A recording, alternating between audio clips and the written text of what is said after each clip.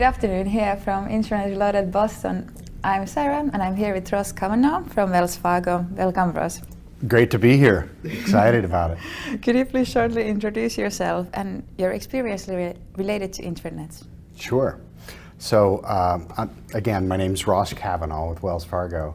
I manage Wells Fargo's internal collaboration platform, which is really the platform that we use for commenting, liking, collaboration in a very general and broad sense.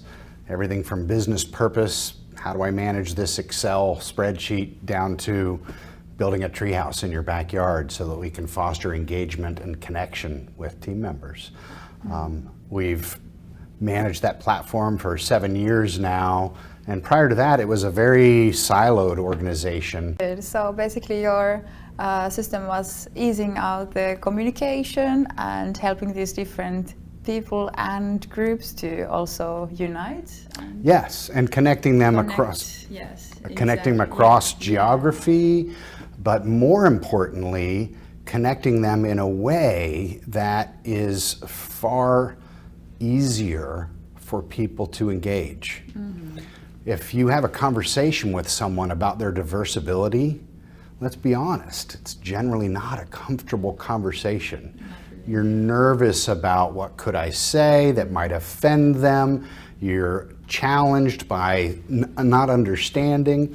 And in that particular case, people were far more willing to have an online conversation than they were to have a face-to-face, which we all know is generally the best way to have a conversation.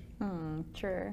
How about, how do you feel that, were you able to improve the innovation process thanks to this better connected enterprise? Yes, so diversity and inclusion aside, obviously I have some passion around that. The whole goal of establishing this new way of doing electronic communication to pull us out of email, out of instant messages. Sarah, if I send you an email and I ask some great questions, and you come back with a really thoughtful, really helpful answer, the only two people whose lives have changed are ours. But if I ask that question on an intranet, and I mention Sarah, and you reply, now not only do we have the benefit of that conversation, but anyone else, hopefully, has the same opportunity. And Larry might chime in and say, and here's another perspective. And Jane might chime in just to say, this is awesome. And Bob might chime in again to add some more conversation. How does this relate to this other thing? And that extension of any conversation is really the meat and potatoes of innovation. It's really what allows you to say, hey, I have this crazy, weird idea. And for somebody else to say, you know what, that actually might work if we turned it this way and put that in there. And somebody to say, well, that won't work, but we could do this other thing where we've done some work and put this. And that collaboration doesn't happen on its own. Because you're in Idaho and I'm in California and somebody else is in North Carolina, we're not going to have that conversation if we don't have a vehicle. Right, so there you come in picture. That's where we come in. How do you feel? How do this like new technological changes such as AI, machine learning and automation, like what's your approach on those? Will they affect your digital workplace in the future? Oh, absolutely. So, you know, we talk about these things like they're new, but they've been around for a long time. We've just given them different labels. You know, the same way that Facebook recommends things. Here's a group you might want to join. Here's somebody you might want to connect with. The same way that intranet systems like IBM's Connections product, like Jive, like Yammer, etc., come up with those recommendations. The evolution of that is AI. It's taking some information and extrapolating some additional information. Oh, if you like potatoes, then you might want to join the edible roots group, right? And so it takes whatever information is available, the stuff that comes out of your systems of record for people that says, here's my job title, here's my name. You can get a lot from a name. Yeah. Some of it is not necessarily correct, but you can make some assumptions, right? Some names have deep ethnic origins. Cavanaugh, in my case, is a very Irish name. Right. Now, I've never been to Ireland, although I hope to. My parents have never been to Ireland, but my ancestry certainly goes back there, thus the name. And there might be some interest to say, if we had a who hopes to go to Ireland community, which we don't, but if we did, It's coming. then I might get a recommendation. And so we've piloted chatbots and AI, and the other piece that comes into that for me is sentiment analysis to really better understand the human elements.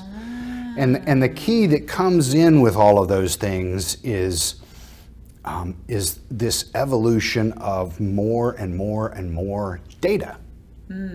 So now I not only know Sarah's name and her job title, and I might have a digital version of her job responsibilities, which would give me more information, but now Sarah clicked like on these 93 things. Sarah made these comments, and if I index them, here's some of the things that she's talking about or potentially knows about. People clicked like on these things that Sarah said, giving them more validity, more data, and all of that data then helps me say, what can we do to make Sarah's life better? That's a nice approach. And that's what AI is really intended to do. Yeah. It's intended to help us, like a digital assistant on steroids, figure out how to navigate this plethora of information in a way that's served up and handled for us, way beyond a recommendation and way more tailored to what does Sarah need and what is she interested in and what does she do. How about, are you excited of today, like today's hours already? You're gonna be the chair of the evening. You're also gonna be giving your opinions from the jury side. These awards are, I mean, for me, they're sort of a win-win because first, they're really giving some recognition to somebody who has done their homework, who has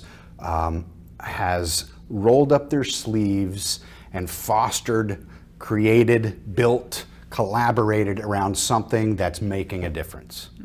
That deserves an award. Right. Second, we hold it up and we tell everybody and show everybody why, what did they do? So we have an example. We're not just saying do good work, we're saying do it like this. Yeah, exactly. And that best practice example isn't necessarily easily available, right?